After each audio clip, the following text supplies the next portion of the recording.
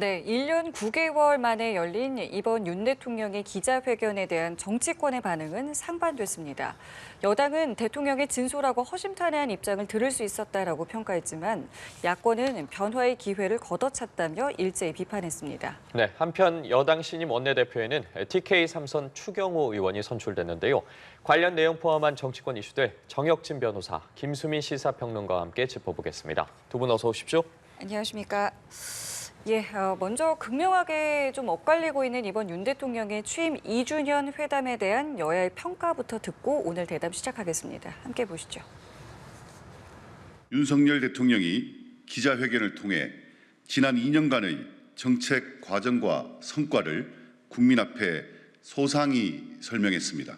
국정 운영의 목표와 방향은 오직 민생이었습니다. 기자들과의 질의응답에서는 국민께서 궁금해할 모든 현안에 대해 대통령의 진실하고 허심탄회한 입장을 직접 들을 수 있었습니다. 이제는 갈등이 아닌 협치, 정쟁이 아닌 소통, 미래로 나아가야 합니다. 혹시나 하는 심정으로 지켜봤지만 결과는 역시나였습니다. 그런데 여전히 나는 잘했는데 소통이 부족했다고 고집하고 있습니다. 오답을 써놓고 정답이라고 우기는 것과 뭐가 다릅니까? 윤석열 대통령께 다시 한번 촉구합니다. 최혜병 특검법을 전면 수용하십시오. 거부권을 행사한다면 이후 발생할 모든 일에 대한 책임은 오롯이 대통령이 져야 할 일일 것입니다. 네, 여야 반응 함께 들어보셨습니다. 일단 더불어민주당 같은 경우에는 기자회견이 끝나고 긴급회견을 열어서 비판을 했는데요. 좀 어떻게 들으셨습니까? 글쎄요, 뭐 여당이나 야당이나 말은 그렇게 했지만 제가 봤을 때는 대통령이 저 정도 말씀을 하실 것이다라고 예측을 했을 것이 아닌가. 야당 입장에서 여당에서 대통령이 뭐 이런 특검법 같은 것들을 그냥 받겠다, 뭐 25만 원 그냥 주겠다 이런 걸 기대했겠습니까? 그러니까 제가 봤을 때는 그냥 좋게 이야기하면 어제 대통령의 그 기자회견은 무난했고 조금 안 좋게 이야기하면 그냥 그럭저럭 그냥 밋밋했다 요 정도로 평가되는 것이 맞고 여당과 야당처럼 그렇게 극단적으로 칭찬할 것도 아니고 극단적으로 또 이렇게 비난할 것도 아닌 그런 정도가 아니었나 저는 그런 생각이 듭니다. 근데 민주당 같은 경우는 기자회견 이후에 굉장히 좀 공세 수위를 높이고 있거든요. 이 모습은 어떻게 좀 보고 계세요? 일단 기자회견 중에 대통령이 송구하다거나 책임감을 느낀다 이런 표현을 썼는데 근데 거기에 따르는 어떤 후속 조치라든지 이런 내용들에서는 야권의 주장이랄까 이런 것들을 좀 받아들인 대목이 거의 없었어요. 그리고 대통령이 좀 전향적으로 이걸 바꾸겠다라고 하는 구체적인 부분도 없었기 때문에 이렇게 되면은 이제 변화의 단초는 없는 것이다라고 야권 정당들 입장에서는 그렇게 또 판단을 할 수밖에 없지 않았을까. 그런 의미에서는 이제 이 기자회견이 이제 물론 이제 예전에 윤석열 대통령이 정부 초기에 뭐 전 정부 탓을 한다거나 이런 언어 습관은 많이 줄어든 모습이긴 했지만 근데 이제 야권의 총선 이후에 요구하고 있는 사항들이 상당히 많은데 이 부분이 아직까지 받아들여지지 않는다라는 이것 때문에 이제 더 격양된 반응을 보일 수밖에 없지 않은가 그렇게 봅니다. 예, 알겠습니다. 어제 기자회견에 대한 두 분의 생각을 좀 들어봤는데 그럼 구체적으로 어쨌든 윤 대통령이 김 여사 이 명품백 수수 의혹과 관련해서 처음으로 사과를 했습니다. 네네. 그렇지만 어쨌든 특검법과 관련해서는 정치 공세라는 기존의 입장을 고수를 했거든요. 그리고 이 해병 특검법과 관련해서도 수사 상황을 좀 지켜보자. 그리고 나서도 국민들이 해소되는 부분이 적다면 본인이 먼저 나서서 특검을 요청하겠다고 했거든요. 이러한 특검법에 대한 의견에 대해서는 어떻게 보셨어요? 그 일일이 곰곰이 하나하나 그 일일이 따져보면요. 대통령의 말씀이 일리가 있어요. 합리적이라고 생각이 되는 게 먼저 김건희 여사 관련해서 특검법의 대상이라고 주장하는 거 두 가지 있지 않습니까? 첫 번째가 도이치모터스, 두 번째가 디올백. 그런데 도이치모터스 관련해가지고는 지금 뭐 당장 2024년에 문제가 된 게 아니지 않습니까? 이게 처음 언제가 문제가 됐었냐면 2019년에 윤석열 대통령이 검찰총장으로 지명됐을 때 그때부터 문제가 됐었던 거예요. 그때는 지금 완전히 공수가 바뀌어가지고 지금의 국민의힘 의원들이 이런 문제가 있는 거 아니냐 그렇게 했더니 그 당시에 그 윤석열 검찰총장을 지명하고 임명했던 그 문재인 대통령의 그 청와대에서 어떻게 이야기했습니까? 아무런 문제가 없었다고 그랬잖아요. 그걸 이러한 것들을 검증했던 사람들이 누굽니까? 최강욱 공직기강 비서관, 그다음에 그 위에 그 조국 그 민정수석 아니었겠습니까? 그 위에는 누가 있었느냐? 임종석 비서실장이 있었고, 그리고 난 다음에 또 이게 문제가 되니까 누가 이걸 수사를 갖다 계속했었습니까? 이거는 이성윤 당시 서울중앙지검장이 1년 반 가까이 아주 샅샅이 수사를 했던 것으로 모든 사람들이 알고 있는데, 그런데 나온 것이 없었잖아요. 그런데 갑자기 와가지고 정권이 바뀌었다고 특검까지 하자라고 하니까 이거는 말이 안 된다는 생각이 들고요. 더군다나 이 도이치모터스 관련해 가지고는 특검법이 통과가 됐었거든요. 그 작년에 통과가 됐는데 그 결과가 어떻게 됐느냐? 제가 찾아봤더니 작년 12월 28일에 본회의에서 가결될 때 민주당에서 몇 표로 가결을 시켰느냐? 180표로 가결시켰어요. 그러니까 2024년 1월 5일, 올해 1월 5일에 윤석열 대통령이 이 특검법에 대해서 거부권을 행사하지 않았습니까? 그러니까 2월 29일에 원래 거부권 행사하면 금방 재의결을 하는데 무려 2달이나 지난 다음에야 2월 29일에 재의결을 했는데 그때는 몇 표가 나왔냐면은 171표가 나왔어요. 그러니까 민주당 입장에서는 처음에 가결시켰을 때보다 재의결할 때 9표나 빠졌는데 지금에 와가지고 또 특검을 발의하겠다? 이건 상식적으로 말이 안 된다는 생각이 들고요. 디올백 관련해가지고는 어떤 법에도 형사처벌 규정이 없습니다. 거기에다가 이 백을 줬다라고 주장하는 최재형 목사가 직무 관련성이 없다라고 지금 이야기를 하고 있거든요. 그런데 청탁금지법, 김영란법에 보면은 그 공직자의 부인이 이런 배우자가 이런 것들을 받을 때 직무 관련성이 있어야 된다라고 규정하고 있단 말이죠. 그러니까 직무 관련성도 없다라고 준 사람이 이야기하고 거기에다가 형사처벌 조항도 없는데 도대체 무슨 특검을 하겠다라고 하는 건지, 특검이라고 하는 건 결국은 수사에서 재판받아가지고 처벌시키려고 하는 거 아니겠습니까? 그러니까 이건 상대적으로 굉장히 말이 안 된다는 생각이 들고요.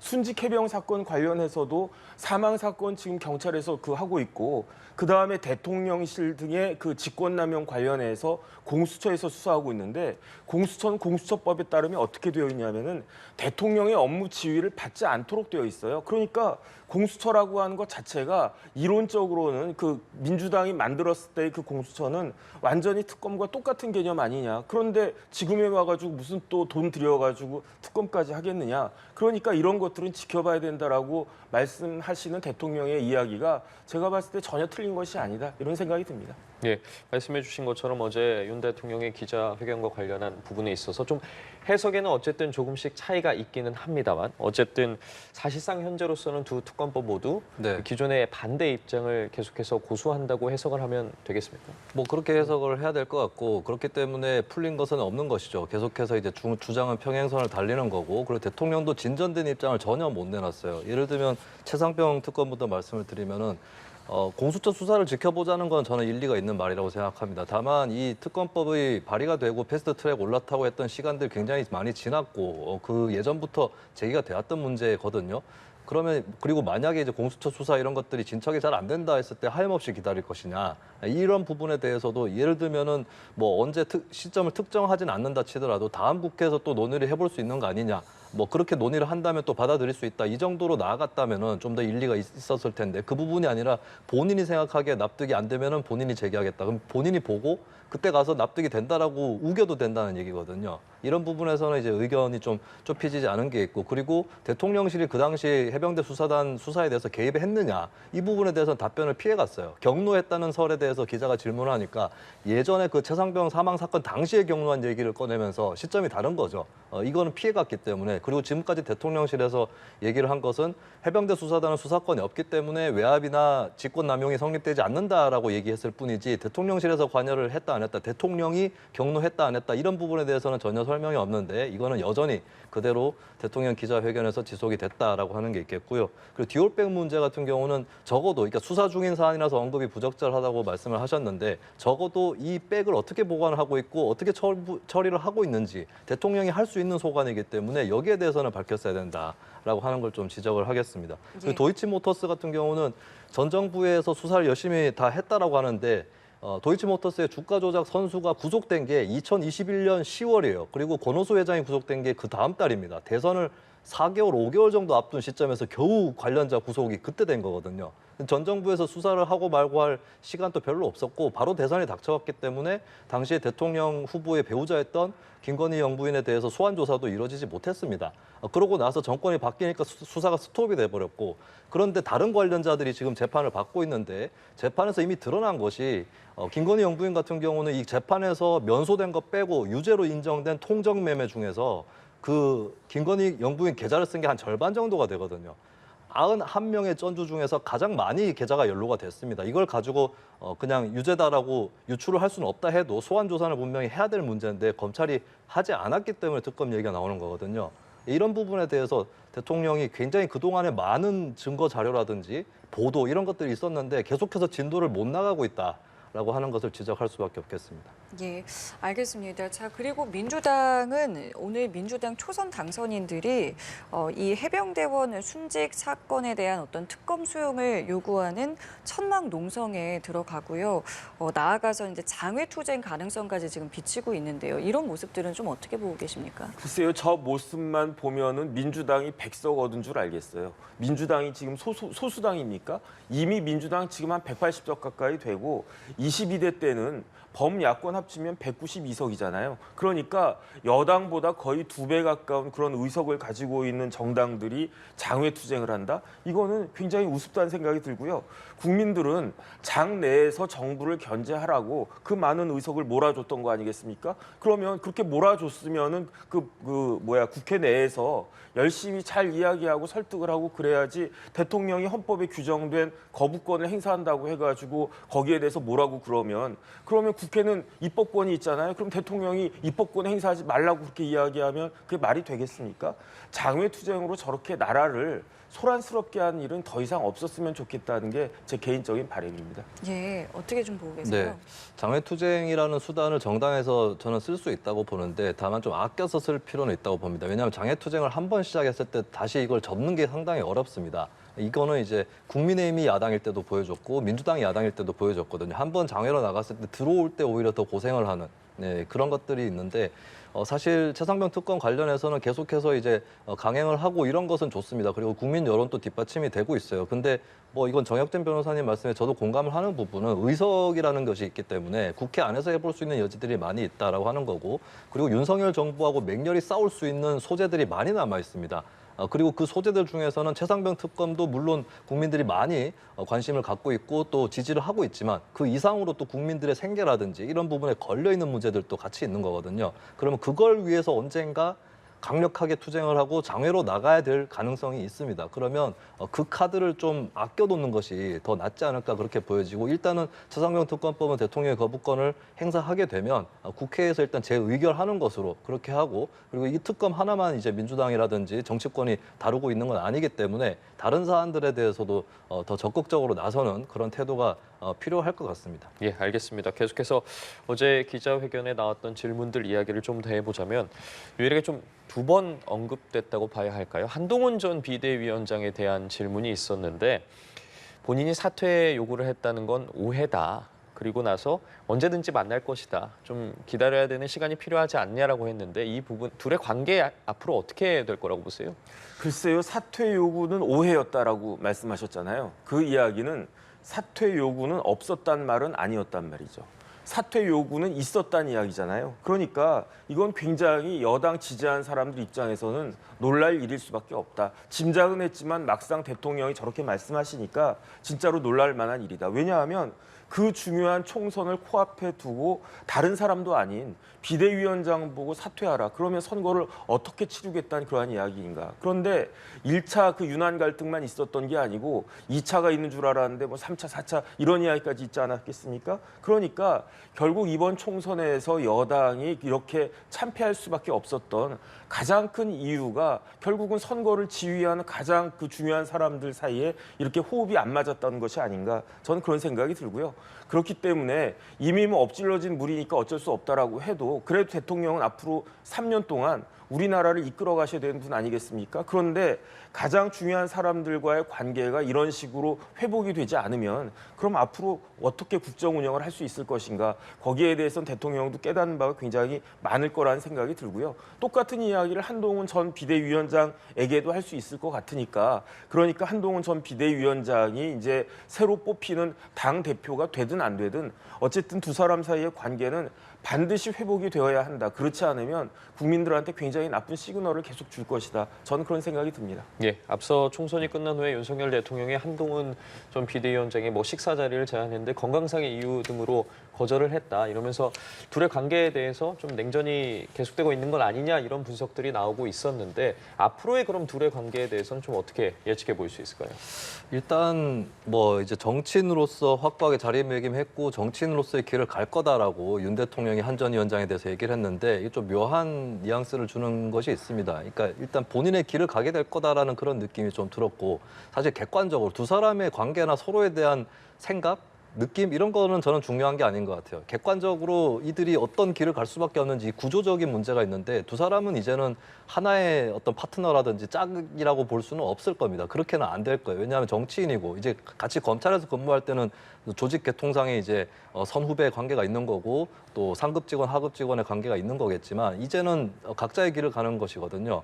그러면은 이제 양쪽 간에 어떤 생각을 갖고 이걸 떠나서 이제 좀 서로 간에 차별화될 수밖에 없을 거다라고 봅니다. 윤석열 대통령은 대통령대로 사실 5년 단임이기 때문에 이제 본인이 임기를 잘 마무리 줘야 되는 과제가 있는 거고 한동훈 전 위원장은 어쨌든 간에 대선 주자거든요. 그러면 대통령하고의 차별화 이런 것들이 상당히 중요합니다. 그렇기 때문에 두 사람이 좀 다른 길을 갈 수밖에 없을 거다. 이렇게 보여지는 거고 어떻게 보면은 이제 두 사람 서로 간에 다른 길을 가는 게 양쪽 모두에게 이익이 될 수도 있습니다. 이게 붙어 있으면 이제 같이 공멸하는 그런 상황으로 갈 수도 있는 건데 역할 분담을 함으로써 좀 위기도 덜게 되고 그리고 윤석열 대통령도 어쩌면 한동훈 전 위원장이 본인하고 차별화를 함으로써 차기 대권에 접근을 하는 게 오히려 본인이 이제 정권을 재창출하고 퇴임 후에 안전을 보장받을 수 있는 이런 길이라고 볼 수 있는 거거든요. 그렇기 때문에 그 어떤 차별화 그러면서도 이제 완전하게 단절되고 적대지간으로 돌변하지는 않는 이 사이에서의 어떤 줄타기랄까요? 이런 것들이 본인 의도들과는 상관없이도 구조적으로 충분히 펼쳐질 가능성이 상당히 크다고 봅니다. 예. 자, 그리고 어제 기자회견에서 윤석열 대통령은 어떤 정치인도 선을 긋거나 하지 않겠다라면서 조국 대표, 이준석 대표와의 만남 가능성까지도 열어놨는데요. 글쎄요, 정말 만날 가능성이 있다고 좀 보시는지 앞으로 관계 설정 좀 어떻게 될 것 같으세요? 가능성이야 언제나 있는 거 아니겠습니까? 그 가능성이 희박하냐 크냐 그 차이가 있을 뿐이지. 그런데 저는 어떤 생각이 드냐면 조국 대표나 이준석 대표하고 대통령이 만날 가능성이 얼마나 될까 저는 굉장히 회의적입니다. 왜냐하면 조국 대표나 이준석 대표가 그만큼의 비중이 있는 사람은 아니지 않을까 저는 그런 생각이 들고요. 그럼에도 불구하고 대통령이 어제 어떤 정치인도 선을 긋거나 하지 않겠다 이렇게 말씀하신 거는 그거는 그야말로 원론적인 이야기 아니었을까? 아니 대통령이 그러면 이 사람들은 내가 안 만나겠다라고 지금 이야기하실 건 아니지 않습니까? 심지어 필요하다라고 하면 어떤 사람이라도 만나야 되는 것이 그게 대통령이라고 한 자리 아닌가? 저는 그런 생각이기 때문에 그렇게 원론적인 입장을 이야기했을 뿐이고 지금 당장 구체적으로 조국 대표는 굉장히 바라고 있는 것 같긴 한데 그럼에도 불구하고 이렇게 회담이 성사되거나 그럴 가능성은 높지 않겠다. 전 개인적으로 그렇게 추측이 됩니다. 예, 어제 대통령 굉장히 많은 소통이라든가 협치 이런 부분들을 좀 강조를 했습니다. 앞으로의 모습들 좀 어떻게 네. 기대해 볼 수 있을까요? 윤 대통령 일단 조국 대표나 이준석 대표랑 만나는 게 좋고요. 조 대표나 이 대표 입장은 모르겠어요. 오히려 윤 대통령 입장에서 만나는 게 좋습니다. 그리고 조국 대표 같은 경우는 어찌됐거나 조국 혁신당이라는 정당이 다음 국회에서 12석의 의석을 가진 정당이거든요. 이 정당을 현실적인 주체로 인정해야 됩니다. 조 대표의 사법 리스크라든지 대법원 판결 이후 이런 것들 조 대표 개인의 어떤 면모라든지 이런 것들 생각할 필요가 없는 거예요. 공당의 대표로서 대우를 하면 되는 거고 예전에 김영삼 전 대통령 같은 경우는 이 여야 회담을 할 때에 한꺼번에 하는 것도 아니고 첫날에는 김영삼 총재, 그 다음날 김종필 총재, 그 다음날은 그 군소정당이었던 통합민주당의 김원기 대표 이런 식으로 각계적인 만남까지 가졌습니다.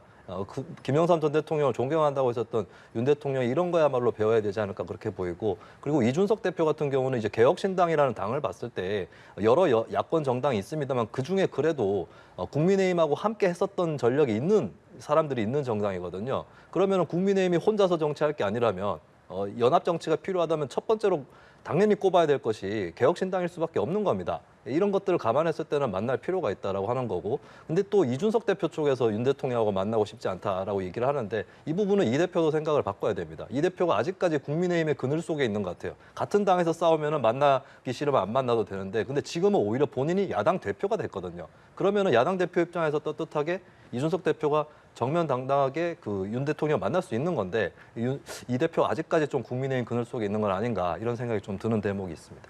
예, 알겠습니다. 자, 그리고 이번엔 여당 이야기 좀 해보도록 하겠습니다. 어제 여당의 신임 원내대표의 추경호 의원이 선출이 됐는데 표를 좀 살펴보면 102표 중에 70표를 득표하면서 결선 없이 승리를 했거든요. 좀 네네. 압도적인 표차다 이렇게 봐도 되겠습니까?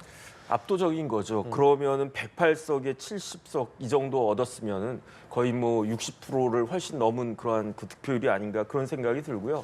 그런데 저는 뭐 제 개인적인 생각인데 다른 후보들보다 인물 자체가 좀 앞선 면이 있지 않나. 추경호 이제 원내대표가 되신 거죠. 그 다음에 지역적인 배경도 아무래도 영남권에서 많은 의석을 배출했으니까 영남권 의원들한테 훨씬 더 그 어필을 할 수 있었을 것 같다는 생각이 들고, 그 다음에 대통령과의 관계에 있어서도 그 추 의원이 그 뭐 경제부총리도 하고 그러셨으니까, 그러니까 대통령의 관계도 괜찮고 이렇게 세 가지 정도 고려하면은 압도적인 표가 나올 수 있지 않았나 그런 생각이 드는데, 더 중요한 건 뭐냐면요, 제 생각에는 지금 여당의 원내대표에게는 힘이 실려야 돼요. 왜 힘이 실려야 되느냐?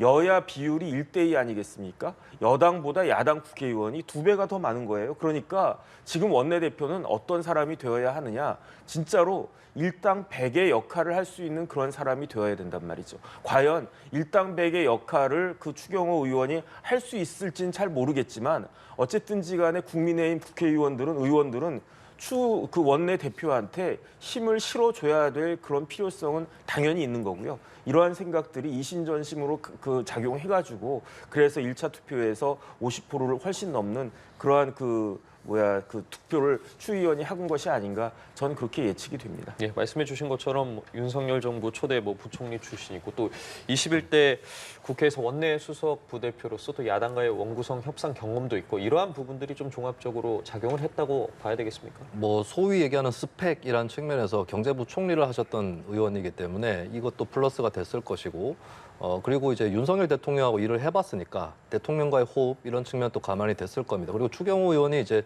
대중적으로도 봐도 좀 격한 모습을 보이거나 이런 적은 거의 없었던 것 같아요. 그런 좀 온유한 모습 이런 것도 작용이 됐을 것 같고, 그리고 저는 결정적으로 지금 이제 국민의힘의 특히 비주류 쪽에서는 당 대표는 수도권 쪽 출신인 인사가 하는 게 좋겠다는 생각을 많이 할 텐데, 근데 당 대표를 이제 수도권이라든지 이쪽에 맡기려면 원내대표 정도는 영남권 쪽으로 가도 괜찮겠다. 원내대표가 이제 또 지지층 핵심 쪽은 좀 잡아주고 이런 역할 분담을 하게 된다면, 그러면 이제 국민의힘 비윤 입장에서도 추경호 의원이 차라리 낫겠다라고 하는 이런 계산들도 깔려 있었기 때문에 압도적으로 70표나 얻어서 당선이 되지 않았을까 그렇게 그렇게 분석을 합니다. 예. 자, 그렇다면 이제 당장 당 안에서는 이제 어떤 일들을 해야 될까? 글쎄요, 총선이 끝난 상황에서 이제 뭐 당도 좀 수습을 해야 할 것이고요. 뭐 일각에서는 당정 관계도 다시 좀 정립해야 되지 않겠느냐라고 이야기를 하는데, 가장 먼저 좀 시급한 게 뭐라고 좀 보세요? 일단 굉장히 지금 어려운 상황이죠. 왜냐하면 국민의힘 의원들 당선된 사람들이나 뭐 낙선자들은 말할 것도 없고 굉장히 의기소침한 그런 상황 아니겠습니까? 기운이 빠져 있는 그런 상황이니까 이런 분위기를 붐업하는 게 필요하고, 그런데 국회의원들만 지금 기운이 빠져 있습니까? 제가 봤을 때 기운이 제일 빠져 있는 사람은 어제 기자회견을 했던 대통령이 아닌가. 그러니까 대통령하고 관계도 제대로 대통령 길을 세워줘야 돼요, 원내대표가. 그다음에 야당은 어떻습니까? 야당은 진짜로 제가 봤을 때 이번처럼 그렇게 막강한 야당이 있었을까 하는 생각이 드는데, 거기에다가 야당 대표들이 걸을 타선이 없어요. 이재명 대표, 조국 대표, 이준석 대표, 거기에다가 만약에 국회의장에 뭐 누가 될지는 모르겠지만 추미애 당선자 같은 분이 국회의장이 된다라고 하면 그럼 원내대표가 진짜로 아주 그냥 하루라도 잠을 제대로 잘 수 있을 것인가, 저는 그런 생각이 드는데,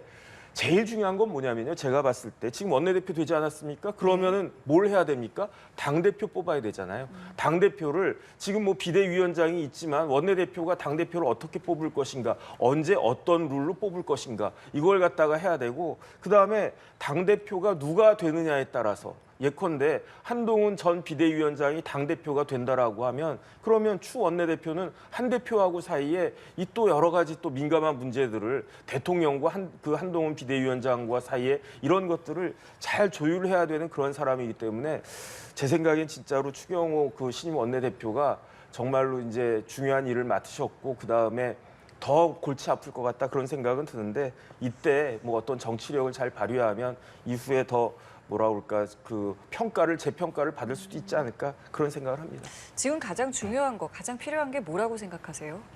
일단 국민의힘을 국가로 치면은 한때 강대국이었다가 약소국으로 전락하는 나라에 비유를 할 수 있을 텐데, 근데 약소국일수록 군사력보다 외교력이 더 중요한 부분이 있거든요. 그러면 어차피 소수이기 때문에 힘으로만 맞서 싸워가지고는 일일이 다 막을 수가 없습니다. 여러 가지로 지기 마련인데 그렇기 때문에 뭐 오기를 가지고 똘똘 뭉쳐서 싸우기만 하자라고 하면 안 됩니다. 그러니까 받을 건 받고 그리고 어떤 정도는 포기할 건 포기를 해야 됩니다. 다만 그렇게 해야지 이제 그래도 포기 못하는 거, 절대 양보 못하는 게 남아서 그게 돋보이는 거거든요. 이런 강원 전략의 배치 이런 것들이 상당히 중요할 것이고 그리고 무엇보다도 당내 비주류를 잘 감싸 안고 가야 됩니다. 더더욱 그래야 되는데 왜냐하면 지금 108석이죠. 그리고 대통령이 법안 거부권 행사할 경우에 101표 이상의 반대표를 행사를 해야 이제 그걸 부결시킬 수가 있는데 여기서 이제 뭐 일각에서 나오는 얘기처럼 뭐 7명, 8명의 배신자만 막으면 된다 이렇게 생각하면 안 됩니다. 왜냐하면 이게 분열이라는 게 더 커지기 마련인 거고 하다 보면 108명이 60대 48 이런 식으로 거의 뭐 반대 반 가까이 분열될 수도 있고 그렇게 돼버리면 그리고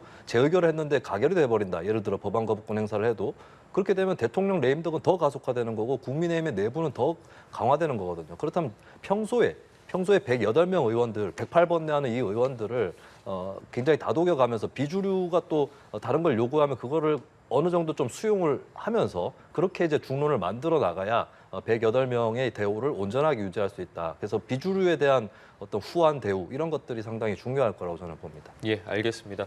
앞서 변호사께서 말씀해 주신 것처럼 신임 추 원내대표가 참 생각할 부분이 많은 것 같은데 당장 이번 달 말로 어쨌든 상황을 지켜봐야겠습니다만 제 의결이 좀 확실해 보이는 이 네네. 특검법과 관련해서 이탈표를 좀 단속해야 되지 않냐라는 이야기들이 계속해서 나오고 있는데 당장 뭐 안철수 의원, 김웅 의원 같은 경우에도 찬성표를 던질 것으로 보이는데 잘 좀 막을 수 있을 거라고 보십니까? 이탈표를?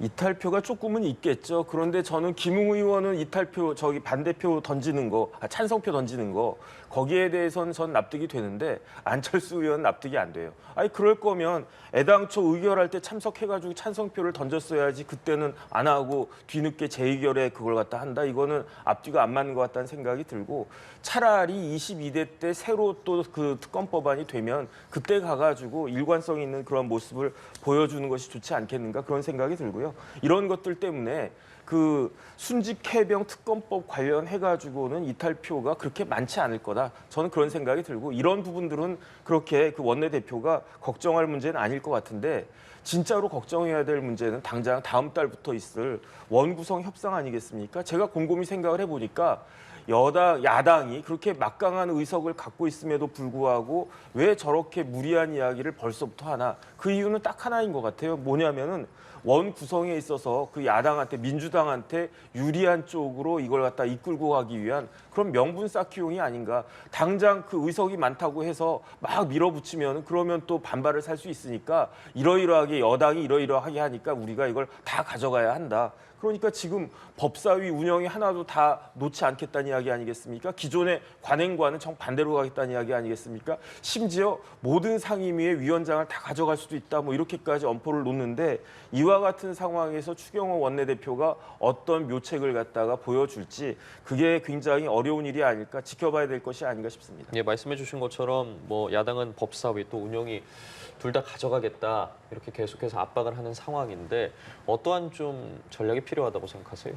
뭐 내줄 건 내줄 수밖에 없는 거거든요. 그러면 이제 뭐 다 일일이 맞겠다라고 한다면은 사실 그거야말로 다 포기했다라는 선언에 불과할 겁니다. 그렇기 때문에 실제로 따낼 것과 그리고 내줄 수 있는 것들 이런 것들을 이제 분별하는 것이 국민의힘 입장에서는 더 유리할 것으로 보이고 이건 법안 문제도 마찬가지요. 법안 같은 경우도 이게 일일이 다 틀어막다가는 물론 법안 자체는 막을 수도 있습니다. 대통령 거부권이 기대서. 하지만 국민 여론이라든지 이쪽에서 많이 돌아설 거기 때문에 그렇게 되면은 오히려 국민의힘이 국정 실패 책임 이런 것들을 거대 야당보다도 더 크게 질 수도 있는 상황이 올 수도 있는 거거든요.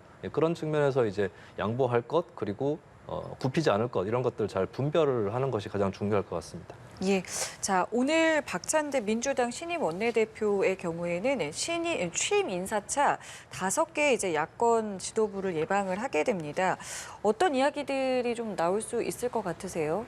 지금 뭐 당장 검수완박 그 6개월 내에 끝내야 된다라고 또 이야기를 하니까 뭐 그런 이야기부터 그다음에 이제 가장 현안은 그 최상병 그 순직상병 그 특검법 관련된 그런 이야기들을 할 텐데 저는 어떤 생각이 드냐면요. 뭐 야권을 쭈루룩 다 돌아다닌다고 해도 결국 핵심은 조국혁신당 아니겠습니까? 그런데 조국혁신당은 민주당과 입법 등에 관해서 공조한다라고 조국혁신당은 생각할 텐데 민주당은 그렇게 생각 안 할 것 같아요. 그래서 민주당은 그냥 내가 다 할 수 있는데 170석도 넘으니까 과반수 넘으니까 내가 알아서 다 할 수 있는데 그냥 예의상 뭐 조국혁신당한테 어느 정도 이야기를 들어준다 이런 생각을 할 텐데 거기에 비해서 조국혁신당은 그게 무슨 소리냐 뭐 거의 동등한 대등한 그런 정도의 그 정당 아니냐 이런 식의 생각을 하고 있는 것이 아닌가 저는 그런 예측이 들기 때문에 예. 민감한 부분들에 있어서는 조국혁신당과 민주당이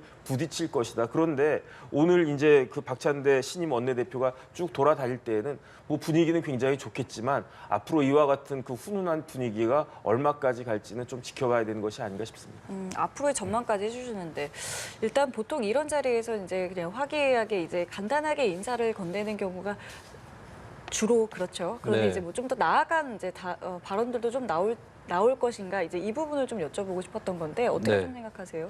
일단은 뭐 발언을 하더라도 그리고 공조 의지를 확인하더라도 어느 정도 추상적인 수준이 될 것 같아요. 예를 들어 민주당하고 조국혁신당 같은 경우는 검찰 문제를 가지고 많이 얘기를 해왔기 때문에 그 부분에 대해서 뭐 검찰 개혁 열심히 하자 뭐 이 정도 얘기는 나오지 않을까 그렇게 보이고 뭐 자세한 얘기들까지 나올까 싶기는 합니다. 근데 다만 이제 이번 인사를 떠나서 민주당이 다른 중소 야당들에게 많이 신경을 써야 될 것은 지금 민주당 의석이 180석은 되지 않거든요. 더 줄었습니다. 왜냐하면은 그 더불어민주연합 위성정당에서 같이 선거를 치렀던 사람 중에 일부는 당선자가 또 이제 원래 있었던 소속 정당으로 복귀를 하는 사람들도 있는 거고 그렇기 때문에 중소정당들하고 협력을 해야 180석을 넘길 수 있거든요. 180석을 넘겨야 뭐 법안을 패스트트랙을 태우든지 아니면 법사위에서 잘 처리가 안 되고 있는 법안을 본회의로 직회부를 한다든지 이게 5분의 3, 180석을 넘어야 됩니다. 그런 걸 봤을 때는 민주당 중소야당하고 협력해야 되는 가능성이 상당히 크다라고 볼 수가 있겠고 그런 의미에서 공을 들여야 될 거는 본인들이 하고 싶은 거를 개혁신당이나 조국혁신당이나 또 뭐 진보당 이런 당에 이제 제안을 하는 것 이상으로 중소 야당들이 원하는 것들을 받을 준비가 돼 있어야 되고 그중에서 특히 민주당이 원래 약속했던 것들 이런 것들은 꼭 지켜야 돼요. 대표적인 게 위성정당 방지 법안입니다. 위성정당 방지 법안 지금 민주당 의석 굉장히 높고 물론 대통령이 거부권을 행사해 버린다면 할 수는 좀 어려워지는 건 있겠지만 일단은 그 약속을 지켜보이는 사실 4년 전 총선 끝났을 때도 민주당에서 1호 법안으로 위성정당 방지 법안 낸다는 얘기 있었거든요. 4년 전에 못 지킨 약속 지금이라도 지켜야 되는 것이고 그다음에 이제 조국혁신당의 옳고 그름을 떠나서 원내교섭단체 구성 요건 완화하겠다고 민주당이 공약을 했습니다. 당장에는 못 이룬다 할지라도 일단은 이걸 착수하는 시작은 해줘야 된다. 그것이 민주당이 입법 협력에서 많은 성과를 거두기 위해 중소정당들 위해 그리고 나아가서는 이게 중소정당들만 위한 게 아니라 정치 생태계를 위한 거기 때문에 특히나 또 약속을 했던 거기 때문에 이런 부분들을 좀 앞서서 오히려 검찰개혁보다 더 먼저 지키겠다라고 하는 이런 것들이 좀 필요하다고 봅니다. 예, 알겠습니다. 그리고 민주당에서 지금 이재명 대표가 좀 자리를 비웠습니다. 이번 네네. 치료를 위해서 지금 휴가를 낸 상황인데 휴가 첫날에 이제 병상에서 SNS를 통해서 검찰을 저격을 했어요. 이 네네. 부분에 대해서는 좀 어떻게 보셨어요? 글쎄요, 이게 두 가지인데 그렇게 SNS를 좋아하시는 것 같고 그렇게 검찰을 싫어하시는 것 같고 그런 생각이 드는데 이왕 쉬는 거 그냥 푹 쉬는 게 더 낫지 않았을까 저는 개인적으로 그 생각이 드는 게 왜냐하면 어차피 지금 시점이 21대 국회 막바지 아니겠습니까? 그러니까 지금 좀 충전하고 22대에 다시 시작되면 그때 할 일이 되게 되게 많을 테니까. 그런데 제가 기사를 쭉 읽어봤더니 이재명 대표가 뭐라고 말씀을 하셨느냐. 정치 검찰이 대장동 사건 녹취록을 조작하고 공문서 조작까지 했다라고 하면서 이게 어떤 범죄냐. 모해 위증 교사라고 그랬어요. 그러면서 이와 같은 위증 교사는 굉장히 중대한 범죄다. 그렇기 때문에 관련된 사람들, 검사들 탄핵까지 해야 된다. 형사처벌까지 해야 된다. 이렇게 이야기하지 않았습니까? 맞습니다. 저기 위증 교사죄는요. 법원을 완전히 기망해가지고 판결을 바꾸려고 하는 거기 때문에 굉장히 질이 나쁜 그 중범죄이고요. 그렇기 때문에 이 위증 교사죄 관련해가지고 이재명 대표가 피고인이 되어 있는 이 위증 교사죄도 빨리 제대로 수사가 되어야 될 것 같다. 저는 그런 느낌이 들었습니다. 예, 알겠습니다. 지금 이재명 대표의 휴가가 15일까지거든요. 15일까지 좀 병상에서 계속해서 뭐 이번 정치, 소위 이런 말들이 있던데 좀 목소리를 낼 거라고 보십니까? 일단 좀 쉬는 상황이기 때문에 뭐 목소리를 내고 안 내고는 본인의 자유인 것 같아요. 뭐 더 쉬게 이렇게 푹 쉬고 싶으면 안 내도 되고, 근데 그 와중에도 얘기를 해야겠다 싶은 게 있으면 또 뭐 그 사실 SNS에 글 쓰는 것 자체가 중노동은 아니기 때문에 뭐 충분히 할 수도 있는 일이 아닌가 싶습니다. 근데 이제 어떤 모처럼 이재명 대표에게 어떤 여유 있게 구상을 할 수 있는 시간이 찾아온 측면도 있는데 조금 큰 것을 더 고민하는 것이 좋지 않을까 싶어요. 왜냐하면 이 정영학 녹취록 공방 같은 경우는 대장동 의혹 전체에 비추어 보더라도 작은 부분입니다. 이 부분이 이제 뭐 위례 신도시라고 발음한 것을 윗 어르신들이라고 검찰이 이제 잘못 얘기했다라고 하는 건데, 그게 잘못 얘기한 게 맞다고 해도 이제 큰 사건의 줄거리에 대해서 사람들이 갖고 있는 인식 이런 것들을 바꿀 만한 건 아니거든요. 그러면 이제 뭐 사법적인 부분에 국한된다 할지라도 이재명 대표가 이제 뭐 이런 부분에 대해서 반박을 하기보다는 전체적으로 뭐 본인이 배임 혐의가 성립될 수 없다라는 근거라든지 이런 것들을 얘기를 하는 것이 더 낫지 않을까 그렇게 보이고, 근데 그보다는 사실 이런 문제는 법정에서 해결할 수 있는 문제이고, 그렇다면 이제 제1야당 대표로서 국정의 좀 큰 부분을 얘기를 하는 것이 더 좋을 거라고 봐요. 근데 공교롭게 지금 이제 윤석열 대통령이 기자회견을 하는 또 그런 시즌이기 때문에, 근데 그 상황에서 이제 검찰의 어떤 오류라든지 이런 것들 저격하는 것은 좀 스케일이 작아 보인다. 이런 점은 있는 것 같습니다. 알겠습니다. 오늘 두 분 말씀 저희 여기까지 함께하겠습니다. 지금까지 정혁진 변호사, 김수민 시사평론가와 함께했습니다. 두 분 감사합니다. 맞습니다.